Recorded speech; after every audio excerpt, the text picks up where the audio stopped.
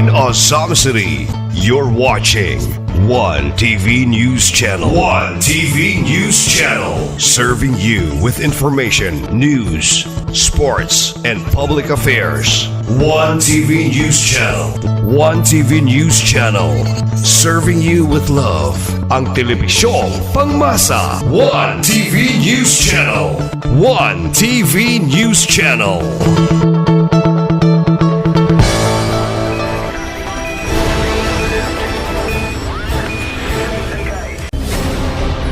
One TV special report.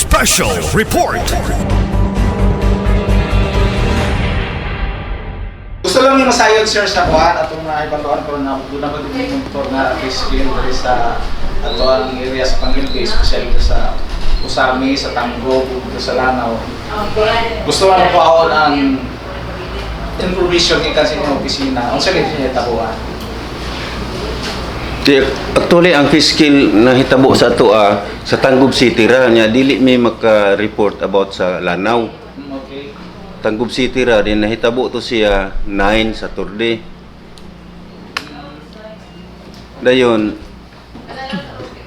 magbase ra mi sa resulta tong water quality monitoring mo ra among i-report pod. Okay. So, kisa kaya ito makuha ang actual information sa Si Sir Roy ang ato ang head sa laboratory sa regional office. Sa full name din mo sir, say Gandon. Si John Roy N. Obsine, sir. OIC sa Fisheries Integrated Laboratory Section sa BFAR-10. So far, sir, malasin niyo ang kuhan, examination sa laboratory. Say, kakag na information sa katawan. So, human sa atong investigation namo, sir, namin na issue gahapon lang yun po na post sa BFAR nga page sa local advisory. So akong basahon sir sa inyo ang kaning local advisory nga na issue sa BFAR. May tungod sa natala nga pag-usab sa color sa tubig sa Tanggob City, Misamis Occidental o kauban na pud ana ang katong fish kill. So ang maong pahibalog ipagawas kabahin sa namatikdang pag-usab sa color sa tubig sa baybayon sa Barangay Silanga, Tanggob City. Ang mga sample sa tubig nga gikolekta para sa pag-ila sa plankton o gisusi sa BFAR nagpakita nga adunay presensya aning duha ka klase nga plankton kaning Gymnodinium species o Pleurosigma species.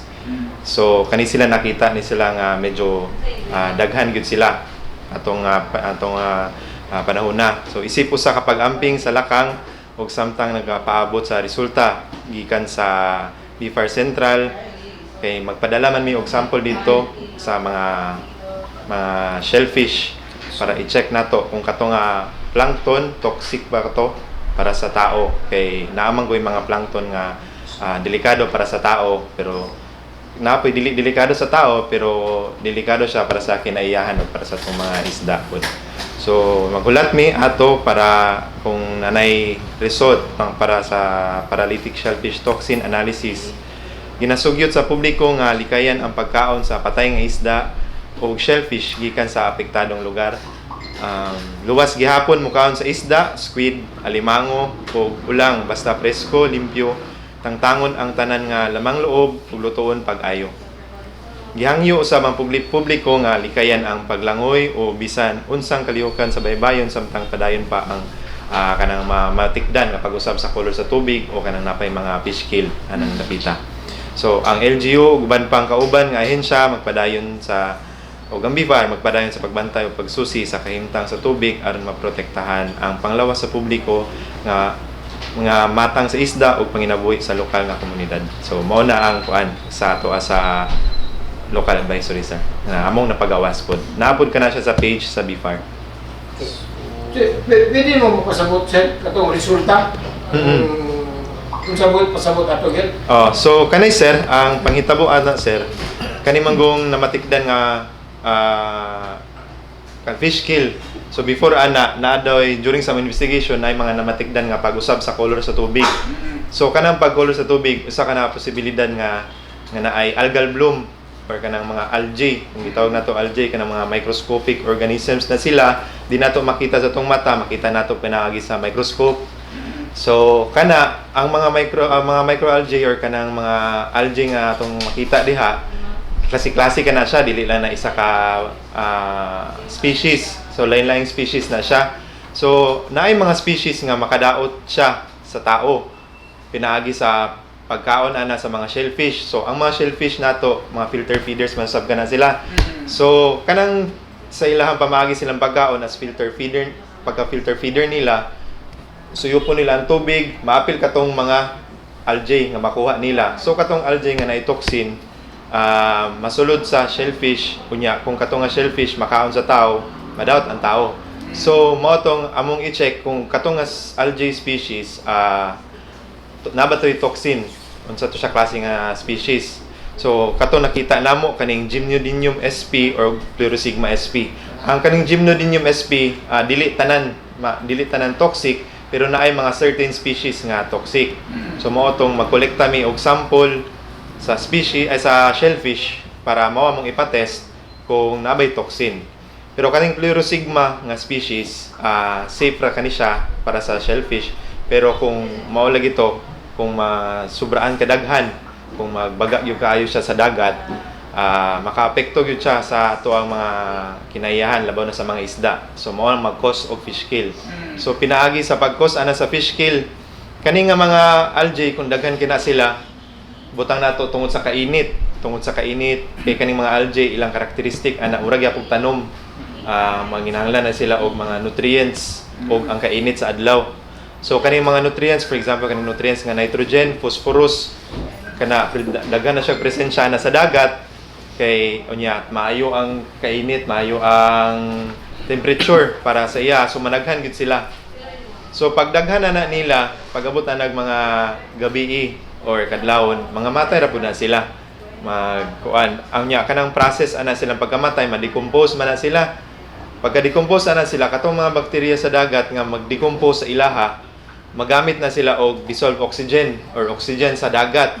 So kada dayon nga dissolved oxygen, mukumpetensya dayon na ang mga isda ana. So paggamit sa bakterya og dissolved oxygen, muubos ang dissolved oxygen, ang mga isda nang kinahanglan pud og dissolved oxygen, maglisod na pud sila og ginhawa. So mao dayon na pag-abot na mga kagabi, pagkakadlawon, ubos kayo ang dissolved oxygen ana. So mao dayon to labaw na kung ang isda daghan sila sa isa ka fish pen or fish cage, mag-ilog sila sa pag-decompose sa bakterya, mag-ilog sila sa oxygen. Mo tong isa sa rason, pwede nga rason nga magka-fish kill. So pagkabuntag, pagkahapon, mamatikdan din nato nga gaynahinay na sila kamatay, o kanang mo dito ang posible nga rason pud sa fish kill. So kung ano yung mga algae, doesn't mean na polluted na atong dili buong mga parte sa Pangilde. Dili sir, kay ang kanang algae sir usapog na sila sa natural na gyud na sila nga naa na dira sa dagat, kay isa na sila sa mga pagkaon pud sa ato ang mga marine organisms. Pero ito yung mga specific area sir nga makakuan, tapos publiko, asa gito dapita na igo sa pamilya fish kill. Based sa na-report sa amua sir, sa among mga naimbestigahan atong Lunes karong si Manaha, ang among naimbestigahan ang coastal area sa Tanggob, coastal area sa Baroy ug sa Tubod, kay mao ang nag-report sa amua. Mao ang nilang nabantayan nga nay mga inana nga panghitabo. So far diri sa ato sa Samis wala tayo nga kabalatan nga may kana pag-abot na ng butang sir, kay ang ato manggong dagat wala man tay coral sa tong dagat. Okay. So kana siya natural phenomenon man gyud na siya. Posible nga ang kanang panghitabo kung sa isa ka bay pod magtabok-tabok na siya, mao nang giagwat na mo tanan ang mga LGUs nga dool ana nga mga areas mga sa tunay tabo nga magbantay-bantay lang pod silang kadagatan, kay in case pod nga na sila mamatikdan nga kanang mga discoloration na pod or fish kill, pwede nila ma-report pod dayon sa amua para among ma-actionan og adto dito, ug makahimo pod mi og another local advisory kung asa to specific nga area nga naitabo na sad, kay para makabantay po ng mga tao o ang komunidad. Tubod o Baroy sir, sa ibang monitor, moray cost, isa na sa mga posible gyud nga mga cause sir, kay kanang during sa among investigation na investigate may kanang adlaw naman nga kanang dili man wala namo nakita ang unsay mga panghitabo sa niaging gabi or sa kadlawon nga posible niubos gyud ang dissolved oxygen.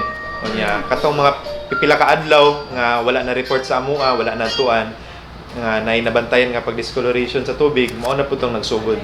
So mao gid ang possible gid nga cause na nagkamatay ang mga isda. Ato naglaroon sir nga kung nangamatay ang mga isda gikan kato mga fish cages no sa Tango, Kastaroy ug mga Sa fish cages sir ug naapoy mga namatigdan sa wild, sa gawas sa mga fish cages. Oo, mga kitong ug mga ibis.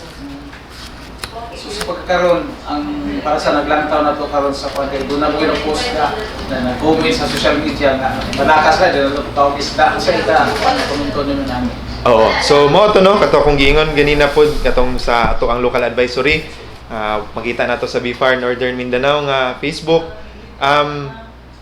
Kung pinagong sa isda man gani, kung makita ninyo nga kanang patay na nga isda, mo inyo na plano kaonon ang mga tao ana, dili gyud na siya namo i-recommend nga pwede kaonon kung patay na ang isda. Kung na mga patay ato lang ilubong diretso kay wala man ta kabalo unsa gid ang specific nga hinungdan sa pagkamatayan niya. Pwede pod mag-cause sa ato mga secondary siguro nga mga sa tawa na infection kung sa manggani. Pero kung kanang mga isda nga mga presko, kanang gikan lang kanang sa panagat, pwede gud kayo nato kaonon, safe gud siya kaonon as long as limpyuhan lang gud po nato ayo ug lutoon lang gud pud sakto. Ngani gud siya sir kay sa garan atong panumpra sa merkado. Unsa to pag-monitor nga kanang isda sa merkado, ani siguro dis gibaligya sa mga labasira nga kuan na siya dili ni siya ikan kana nalutaw sa dagat na ikaw sa fish pier. Kana akong kuan sir amon na maputay kanang ga-monitor sa atong mga merkado no sa BFAR sa LGU. Sa LGU ug BFAR na nag-monitor sa itong mga merkado sa ilang mga kuha ng mga isda kung asa tugikan kay para maka-ensure po ta og safety po sa itong komunidad sa ilang mga gipangpalit o gipangkaon. Normally sir kanang maiko sa kuan kanang tide. Ano say kuan sa siguro ba tayo monitor nga kuan sa isda kanang bakot ba siya? Isa makuha siya mga buhing pa. Doon na ba siya kuan? Ang monitor nato nga nanalitan kinani mga amoy ba siya or ang buto sa merkado pwede ba nato makuha? Kuan dili ginato na may balance laban na kung ang pagkuha nato sa isda nalimpyuhan siya naugasan. Pero wala po na problema gyud sir kung as long as presko ang isda. Wala gyud kuan. Ang ato ang bantayon gyud ani is kanang sa mga shellfish, mga kinason, mga kanang tahong kay mao gyud kana sila ang isa gyud sa kanang makakos gyud sa toxic kung naamang gani sa tao. Ang isda malimpyuhan lang og sakto, makaluto og sakto, walay problema siya kaonon. So safe to say nga pagkaroon dili lang sa taong kaon mo kanang mga kinason. Oo, kana sir, dili sa lang gyud. Dili mo kaon, dili manguha sa dagat kung katong dagat nga maapektado. Pero kang sa mga duol nga mga munisipyo, mga duol nga mga syudad, magbantay-bantay lang gihapon kay kani gyud atong dagat, isaram gyud ni kadagat. Posible gyud nga magtabok-tabok kana siya kay ang dagat galihok man ang yang current. So maano dito nga area, maano diri nga area. So mao lang gyud ang bantayon. Labaw na karon nga ating init gyud. Pabor kayo sa mga algae kay mao man gyud na ang mura man na sila tanom nang inanglan og init og kanang itong nutrients kanang murag kanang para mo fertilize sa ilaha, magpadaghan sa ilaha. Sir, pilit sa atong monitor sa entero probinsya, sir. Pura ba tayo ng monitor ko mga lungsod outside sa Panguil Bay nga doon ay naiguan ni nakawan? So far wala sa pagkaron wala gyud kana ra yung Tangub City, Barangay Silanga. Isa ra pud ka unit sa Pispin nga naay kuan naapektuhan anang Ingon ko kanina nga kuan before sa ato ang pag-bridge sa lugar no. Ato napita ra pud. So far sa imong monitor sir, balot na tato do mga sa Misco. Kani ba pinakaunang higayon nga dunay namatay ng mga isda? dili na naanay mga higayon pud nga naay mga patay pero ingon ani ra gyapon nga mga sitwasyon di ba bong katong kung patay itong una katong pagkuan sa Balinghasag sa unang time bitaw 2014 ba? 14. Way back 2014. So, Abot yapon diri katong may retail discoloration yapon sa tubig.